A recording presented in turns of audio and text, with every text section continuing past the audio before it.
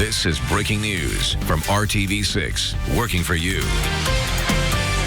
Breaking this midday, a jury in Dallas has reached a decision in the trial of a former police officer who was charged with killing a man inside of his own apartment. Moments ago, that jury announced they have found Amber Geiger guilty of murder. The 31-year-old was on trial for last year's shooting death of her neighbor, Botham John. The verdict comes after a closely watched 7-day trial that reconstructed the evening of the killing. Geiger told police she mistakenly entered John's apartment. The off-duty cop said she thought she was in her own unit, one floor below, and that the 26-year-old accountant had broken into her home. Again, the jury in Dallas has found Amber Geiger guilty of murder. We will continue to follow this story, and we'll have more for you on the IndyChannel.com. Plus, we'll have more coming up tonight on the news at 5 and 6. Taking a turn now, though, we have to take a look at your forecast. It's the first day of October, but it kind of feels more like the first day of August. We're going to hand things over to meteorologist Todd Clausen now. Todd, what is going on out there? You know, we ended September with a record high temperature. We'll probably get there once again. Today, 2 records could fall. The daily record, which is at 89 degrees, but this one's even more significant. On October 8th, back in 2007, we got to 91 degrees. That's the warmest October temperature ever recorded in the city of Indianapolis. Where do we stand right now? Already up into the low to mid 80s across the area. 87 in Bloomington, 86 in Columbus. 83 is the current temperature in Indianapolis. Plenty of sunshine to help us to continue to warm. But just like yesterday, we should start to see a few of these isolated cumulus clouds start to build throughout the course of the afternoon hours. But our satellite radar picture will remain dry here throughout the day. All the rain is off to our west. This is the cold front that will eventually break us from the heat, but that is not going to occur until late tomorrow night and then eventually into the day on Thursday. So today, potentially 92 degrees, setting the record, both those records I just mentioned. So it's hot no matter what. And then as we work our way into the evening hours, temperatures stay in the 80s. We'll talk more about that cold front and the return to fall-like temperatures by the end of the week coming up in Maine weather in just a few minutes, Meredith. All right, Todd, we will see you then. Breaking this midday, police are still looking for a Marion County inmate who escaped custody while on a work detail. This is the escapee. The sheriff's office says 38-year-old Brian Wampter was working inside jail 2 this morning when he escaped through a window in the loading dock. Jail 2 is a privately contracted jail that's operated for Marion County by Core Civic. The sheriff's office says Wampter was injured in the escape and appears to have been bleeding when he went missing around 3:40 this morning. He was serving time for a March arrest on several drug and gun charges. If you know where Wampter might be, the sheriff's office says you should call 911 immediately. Metro Police tell us alcohol may have been a factor in a fatal crash on the northeast side of Indianapolis. Police were called to the scene just before midnight on 38th Street at Keystone Avenue. Officers say a man was speeding in a pickup truck on 38th Street when he ran a red light and his truck hit a car traveling on Keystone. A man and woman inside that car died at the scene. Police say he tried to run away, the truck driver that is, but he was captured a short distance from the scene. The identities of the couple who died and the truck driver have not yet been released. Police are still looking for a suspect after a person was shot during a robbery near a bank ATM. Emergency crews were called to the Chase Bank at East 21st Street and Post Road around 10:30 last night. The victim was taken to the hospital and is expected to recover. So far, police have not released any information on a suspect. If you have any information, you can call Crime Stoppers at 317-262-TIPS.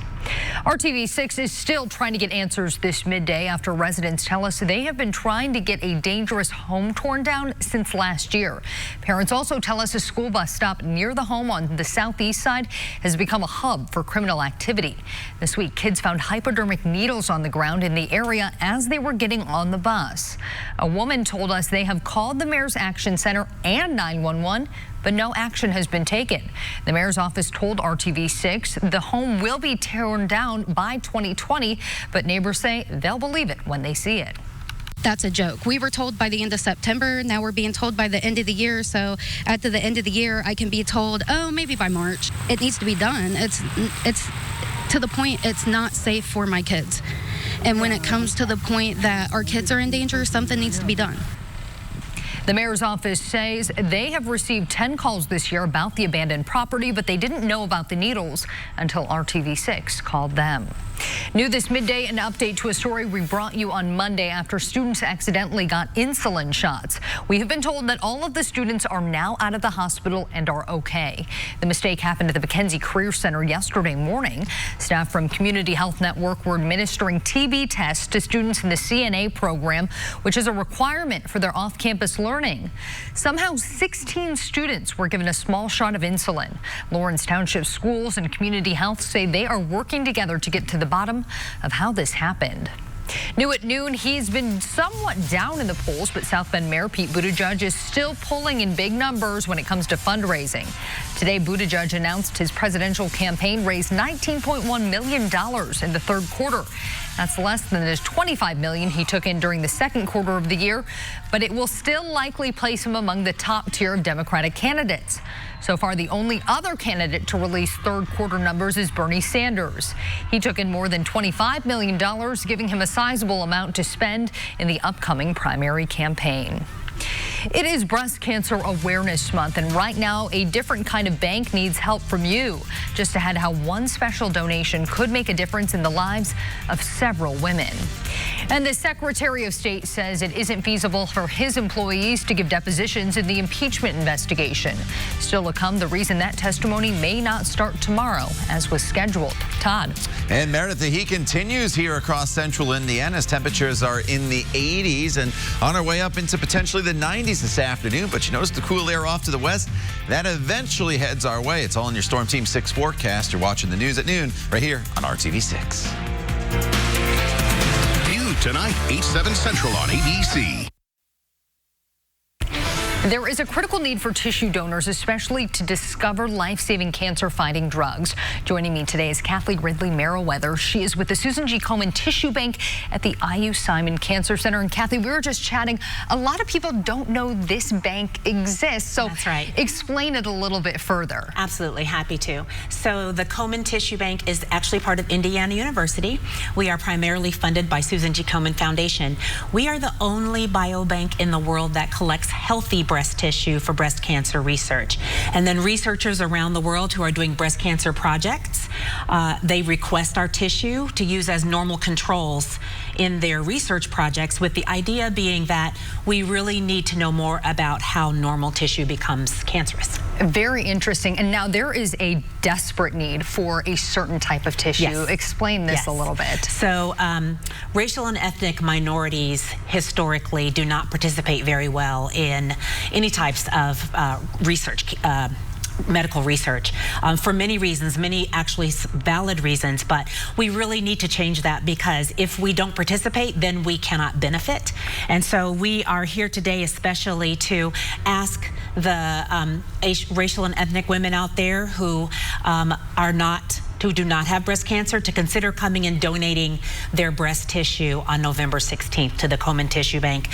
Researchers want to know about why women get breast cancer differently, and in order to do that, they need to study the different minority groups so that they can help them specifically. And this is particularly a call out for African-American women and Asian women and Hispanic women. So when and where can they go in order to help out the Susan G. Komen Tissue Bank? So the easiest thing, in case they forget everything else, is just to Google Komen Tissue Bank. Okay. Komen Tissue Bank. Easy. But it's komentissuebank.iu.edu. That they will see our website. They can get a lot of information there, or they can call us.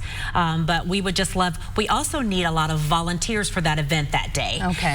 So that there's so many ways to help. So that would be really great. Wonderful. And Kathy, we will make sure to put all this information on our website. Thank you so much. Hopefully so many of you can get out there and help save a life. No worries. We're going to be right back after this commercial break. Cares like family. The man who has lived longer than any former president in history is still going strong, and today is his birthday. Jimmy Carter turns 95 today. Happy birthday, Mr. Carter.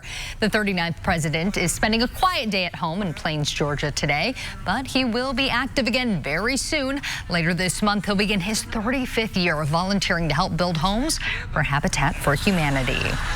New this midday in the impeachment investigation, the Secretary of State says his office does not plan on complying with subpoenas and depositions, some of which were scheduled to happen as soon as tomorrow. Mike Pompeo described the subpoenas from the House Foreign Affairs Committee as an attempt to intimidate, bully, and treat improperly the distinguished professionals of the Department of State. Pompeo is under more scrutiny after it appears he was caught falsely claiming he didn't know about President Trump's July call with the president of Ukraine. The Secretary of State told ABC's This Week he was unaware of the call, but several news outlets have since reported he listened in as President Trump asked for a Ukrainian investigation of his potential 2020 rival, Joe Biden. Here at 12:15, and we are only at 83 degrees. It's only going to get hotter from here, Todd, and about 10 degrees hotter almost. Hard to believe on October 1st. Yeah, you know, yesterday we got to 92 degrees. If we get to that number today, Meredith, it will set the all-time October record high temperature for Indianapolis. Yesterday, though, at this point, we were at 86 degrees. So we are running a few degrees cooler. But let's kind of talk about the month as a whole. Normally, we should only be at 71 degrees for our high temperature at the beginning of the month. By the time we get to Halloween and the end of the month, our average high temperature goes down to 60 degrees. As far as rainfall, just over 3 inches on average, and this is the month we start talking about snowfall averages. Not much this month, but the potential is there. On average, we get about 0.04 of an inch of snow. You remember back Halloween a few years ago, we dealt with a little bit of snow. Today, though, it's all about the heat. The forecast, 92 degrees. The daily record is 89. I do think we get there. That would break a record that stands all the way back since 1891. The all-time record high is 91 degrees, and that was set back in 2007, and that happened on October the 8th. So 83 degrees right now. Humidity's up a little bit, but not terrible. Winds are out of the southwest right now at 10 miles per hour, and all across the area, temperatures are in the 80s. 88 in Bedford, 87 in Bloomington, 83 in Crawfordsville. Muncie up to 88 degrees at this hour. So we're dry with partly cloudy skies. The cold front is off to our west, and with it, there's a broken line of showers. And eventually, some of that rain gets in here late tomorrow, and that will mark the end of this heat wave that we're dealing with across the area. But not before temperatures today climb up into the 90s across the area. Have plans this evening. We'll see these temperatures fall only back down into the 80s and eventually the 70s by the time we get to 9 o'clock, but we will remain dry. Then overnight tonight, 67 to 72 degrees. Tomorrow, the record is also 89 degrees, potentially breaking that record. Although tomorrow there's a little more in the way of cloud cover, especially as the day goes on. And then as that front starts to sag down to the south, here's that spot shower chance enters the forecast late in the day on Wednesday, and then it's with us off and on probably before sunrise on Thursday. But Thursday, 80 degrees, that front goes through. Look what happens. Friday down to 65 degrees, mostly sunny skies, and as we enter the weekend, pretty seasonable on Saturday with a temperature of 71 degrees. So it's all about the heat today and tomorrow. The transition happens on Thursday, then it's cool on Friday. In fact, by Saturday morning, we're talking about temperatures that'll only be in the upper 40s.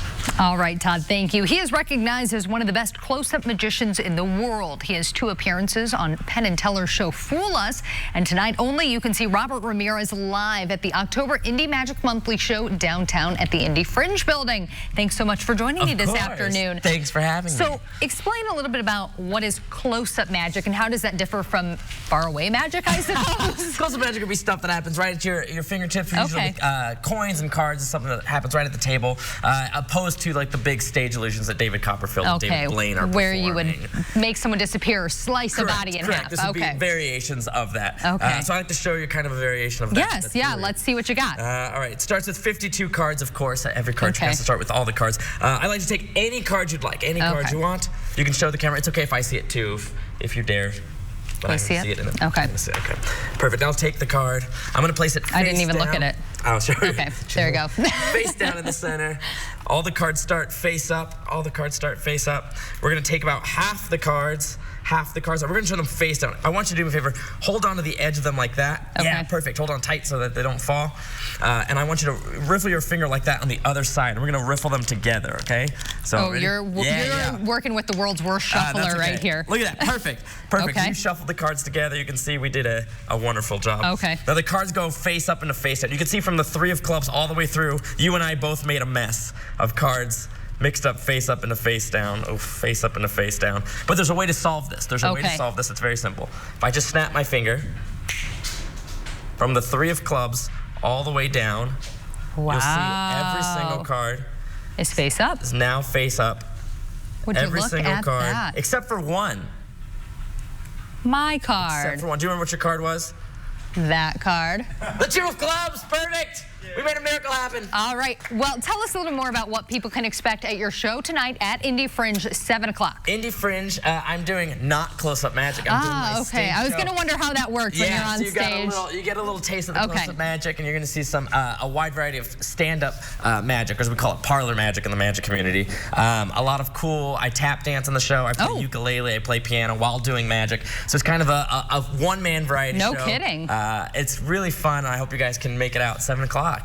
Indy Fringe. All right, wonderful. And our producer's in my ear. He wants to know what it was like to try to fool Penn and Teller, some of the most famous magicians. It's true. It's the scariest thing. I did it twice, and the first time I went on, it was so overwhelming that I just tried not to think about it too much. It was a really fun experience. And the second time, I was like, okay, I've got to fool them. I got to try to do this. And so it was a little bit more intense and a little bit not stressful, but you know, you got to use the energy to focus on something like that. So it was fun either way, and it's a really fun time because magicians go out there to fool them. So then we just have like a get-together of magicians in Vegas in March. Very cool. Very cool. Well, tonight, 7 p.m. at Indy Fringe, you can find out if Robert Ramirez can fool you. We'll have all that information on the IndyChannel.com. But when we come back, it's time for Pet of the Week. Look at this cute little guy, Gabriel. You are going to want to learn more about this energetic pup when we get back after the break.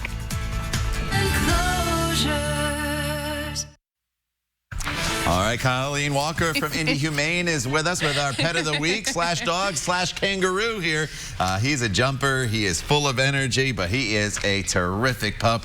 And this is Gabriel. And tell us all about Gabriel here, Colleen. So Gabriel is a 1.5 years. Like you said, he's super energetic. He would make a great running buddy for somebody. And as you can tell, he doesn't like sitting still. However, I will say that once he does get tired out, he will just cuddle up next to you. And he is the sweetest little pup. Yeah, and you have to remember, he's 1.5 years old. So younger dogs are always going to be a little more energetic. And so you just have to keep that in mind. But somebody could be training for the monumental half marathon. Yeah. You know, that's coming up in November, or just likes to get out and run. And he, like you said, would make an excellent running buddy. Now, he's 1.5 years old. Is he going to get much bigger, or is he about the size he's going to be? He is about the size he's going to be. He's about 45 pounds, and I don't think he'll get that much bigger. All right. And his adoption fee, I read, is $175. Yep. And he will be available right away. So, Gabriel?